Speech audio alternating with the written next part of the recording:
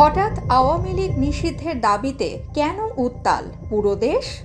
Fascist Hasina বিগত 16টি বছর দেশকে রীতিমতো চুষে খেয়েছে। তার শাসন আমলে ছিল না কথা বলার মতো বাক স্বাধীনতা, ছিল না ভোটের অধিকার। তার বিরুদ্ধে আওয়াজ তুললেই হতে হতো গুম খুনের শিকার। ফ্যাসিজমের জননী হাসিনা 24-এর গণ অভ্যুত্থানে তার বেলা ফুরাবার সময়েও নির্বিচারে হত্যা করেছে ছাত্র জনতা। তার দল আওয়ামী লীগ ও তার সহযোগী সংগঠন যুবলীগ, ছাত্রলীগ রীতিমতো ছাত্র জনতার ওপর ঝাঁপিয়ে পড়েছিল অভ্যুত্থানের সেই সময়। হাসিনা পালিয়ে যাওয়ার 9 মাস পেরিয়ে গেলেও শুধুমাত্র ছাত্রলীগ নিষিদ্ধ হয়েছে। আওয়ামী লীগকে নিষিদ্ধের দাবিতে বহুবার আন্দোলন হয়েছে, কিন্তু কার্যত নিষিদ্ধ করা হয়নি দলটিকে।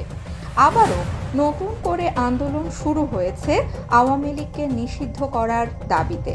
যে আন্দোলনের নেতৃত্বে 24-এর গণ অভ্যুত্থানের সময় সামনে থেকে নেতৃত্ব দেওয়া সমন্বয়ক ও এনসিপি নেতা হাসনাত আব্দুল্লাহ।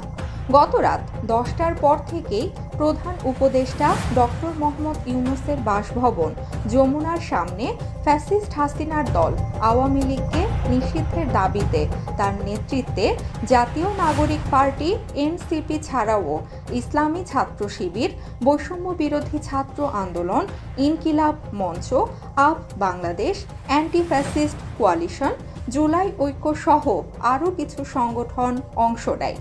এ সময় তাদের হাতে ছিল ব্যানার, প্ল্যাকার্ড, নানা স্লোগানে উত্তাল হয়ে ওঠে পুরো এলাকা। রাত পেরিয়ে গেলেও সেখানে অবস্থান নেন তারা। এমনকি ফজরের নামাজও সেখানেই আদায় করেন আন্দোলনকারীরা। হাসনাত আব্দুল্লাহ এখানে ঘোষণা দিয়েছেন, আওয়ামী লীগ নিষিদ্ধের ঘোষণা না নিয়ে বাড়ি ফিরবেন না।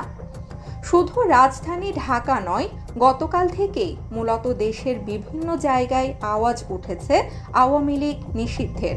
হত্যা মামলার আসামি সাবেক ফ্যাসিস্ট আওয়ামী লীগ সরকারের টানা 2 বারের প্রেসিডেন্ট আব্দুল হামিদকে বাংলাদেশ থেকে বিদেশে যাওয়ার সেফ এক্সিট দেওয়ার পরই উত্তাল হতে থাকে প্রেক্ষাপট।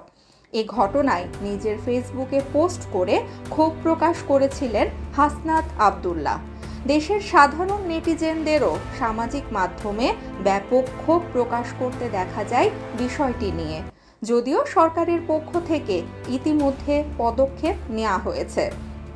সাবেক প্রেসিডেন্টকে সেফ এক্সিট দেওয়ার পিছনে জড়িতদের বহিষ্কারও করা হয়েছে ইতিমধ্যে। এদিকে হঠাৎ আওয়ামী লীগ নিষিদ্ধ করার দাবিতে আন্দোলনের কারণ হিসেবে বিশ্লেষকরা মনে করছেন, আওয়ামী লীগের কিছু দোসর সেই সময়ে সক্রিয় বড় পর্যায়ের নেতারা এখনও প্রকাশ্যে ঘুরে বেড়াচ্ছেন।